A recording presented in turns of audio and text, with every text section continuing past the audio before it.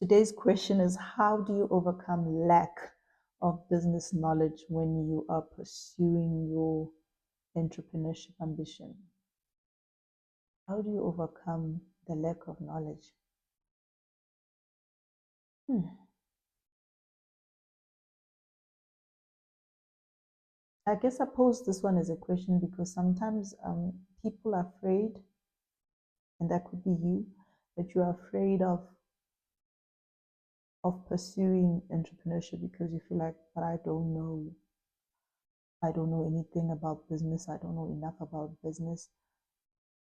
Like, how can I just be confident to be say I'm an entrepreneur, but I don't know much about business?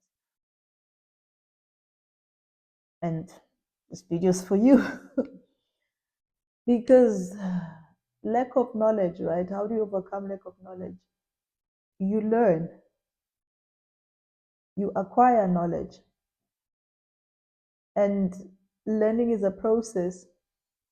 At some point in your life, you did not know how to walk.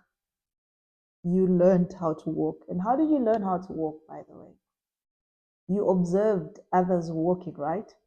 And you began to imitate them. And eventually you kept falling first. At first you kept on trying and falling. Eventually you walked. And now you're a walker. So I guess the same could be said even for business. Like you could be like, okay, I don't have the knowledge when it comes to business. Then how do I gain the knowledge? You could learn from people who are already doing it. Look at the people around you, and hence the idea of finding mentors, finding people who are already succeeding in entrepreneurship, and watching what they've done, studying them, and then emulating them, doing exactly what they did. And eventually, you too will become just like them, a walker. I'm kidding, but I'm not kidding. That's exactly the process. So I was watching one of the videos by, is it Alex Homozy? I'm loving that guy right now. Please check out his videos as well if you into. I'm just loving it. But I think he was talking about that there are levels to learning, right? To knowledge, to acquiring knowledge. Um, Sometimes it's like, and I struggle with that as well. I think you could get information and you think like you've learned. It's, he calls that, is it perceived knowledge or something like that. So you get, it's like, I'm just going to summarize it the way I understand it. I'm not going to quote exactly what he said, but it's like you gain information, you study something. It's like then you think you know it. You, for me, in terms of business, that would be like, I've actually taken a course in business. I have a degree in business from a university, so I've got that knowledge in terms of business. But that is just knowledge.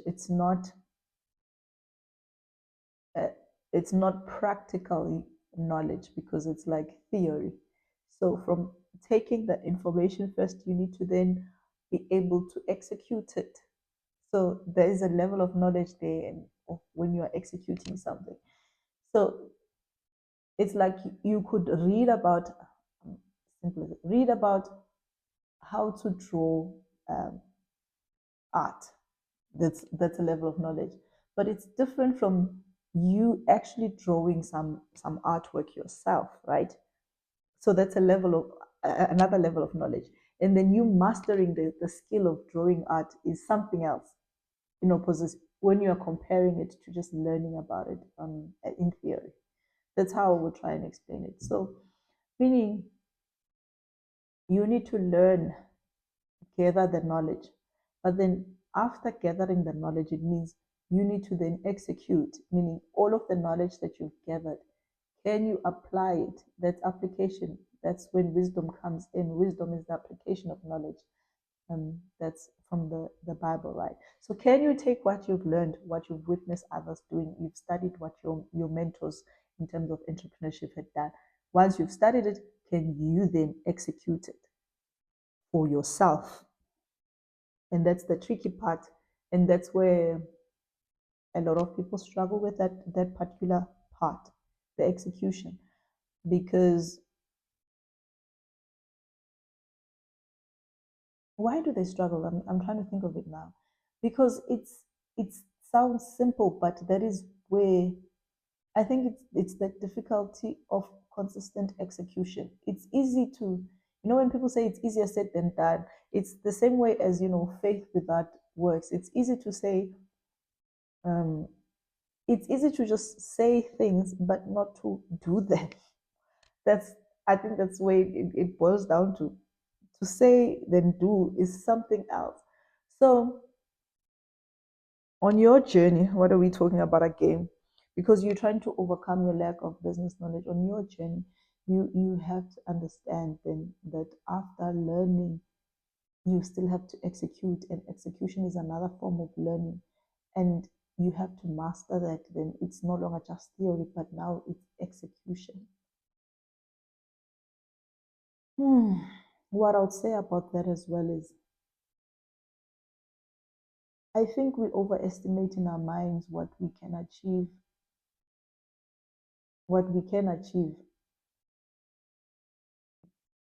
when we are, how do I put it? When we are thinking about something in comparison to when we are doing it. So when you are doing it, that's when you really understand. It's like, how do people put it? When you're really doing it, that's when you really understand how tough it can be, how it's just not as easy as when you said it. But the tough work is in the doing. And what I wanted to say with regards to that is that that's when you need to learn to give yourself grace, because the doing part is the hard work. So grace, kindness to self when you do, because then you realize that it was not as easy as I thought, and I'm just doing my best here, and everybody is just trying to do their best, and give yourself grace that the work is in the doing. I was speaking to this other lady this other time. I went to a salon, and I was like, you guys have been running this business for years. Apologies about that. So I ran out of is it what my mic? It ran out of battery. I had to recharge. But I'm back. Lesson learned. What was I talking about? Okay, I was talking about this other lady that I met at a shop, at not at a shop, at a salon, who's running a salon business. And I was asking her that she's been at it for years. Like, how is she able to keep it going? How is she able to? Because a lot of people in business, they struggle. There's actually science or research done on this. They say that 50% of businesses are out of business in the first year. And they say in the period of 10 years, 96% are out of business. So only 4% remain. And I was saying to her, so how have you remained? Because she's definitely past the 10-year period in that business. And she was saying that it's just discipline in terms of taking action when things are going up or going down, remaining disciplined in doing what needs to be done. And that is what has kept her going. And that the reason why she said that the reason why a lot of people don't stay in businesses, the lack of discipline to remain, to take the consistent action regardless of what's going on. Yeah, so I thought that was telling. I thought it was good to, it's good to hear from people who are in business, who are doing something and who are succeeding. It's good to hear what it is that they are, what's making them to succeed. So I guess for you, when you are saying I lack knowledge, I don't know what to do. I want to pursue the entrepreneurship journey, but I lack knowledge. And the answer is you have to learn. You have to learn. Google is your friend. AI is your friend nowadays. Ask ChatGPT about the questions, that you don't know. You have to learn. But learning has stages to it. You learn in order to execute. You learn in order to execute. And once you execute, you have to be disciplined to be consistent in execution, to be disciplined to act no matter what is happening, to know what you meant to do regardless. There's a tool of momentum that Tony Robbins talks about that I love, that you need to take massive action, but you need to have certainty of belief before you take that action, because if you don't believe in something, you're not going to tap into your true potential in order to take massive action. So when he says, how do you create a belief, certainty of belief, when you haven't acquired any results yet? Because he says that's the loop that people get stuck in, that you can't take action because you don't believe, you don't have knowledge, you don't. How do you do that? So he talks about you have to visualize the results beforehand. So give yourself certainty of belief by visualizing the results that you desire to have. Then you're going to take massive action, and then you're going to have the results. I think I'm adding too many things on this video, but I hope it is helpful to you, because if you are saying that you are afraid of taking action because you lack knowledge, and then I've just said to you, you can acquire knowledge, you can learn, and just like everybody who's been in business, they've had to learn from somebody. You also have, I guess, don't be afraid of learning, because most of the time we just think, if I don't know, I think there's a bit of this thing. If I don't know how to do something, then I don't know. We have, would I call it pride in just admitting sometimes that I don't know something, therefore I have to learn. And that learning, I think the learning process is the hard process. I have to be honest with you, because learning involves failing. And somehow I think in society we've just attached failure to, we think failing is a bad thing. And I think that's where the hard part of learning is, because we think failing is a bad thing, whereas failing is the part of the process of learning. You cannot learn without first failing, without first falling. Let's call it falling. So people don't want to learn because they don't want to fall, but falling is part of learning. You will not learn anything if you are not willing to fail at it. Maybe then the answer for you is, then you have to reframe the learning process. You have to reframe what failure is as well, because it's part of the learning process.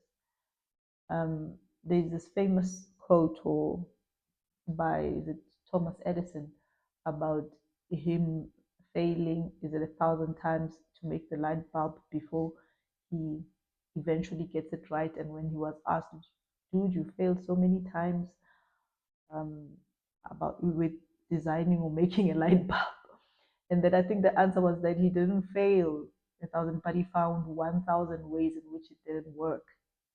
So eventually he found he needed to go through 1,000 ways that don't work to find the one that works, right?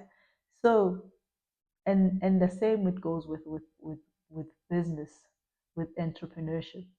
It's that once you have learned the theory, you have to learn the practical aspect of execution.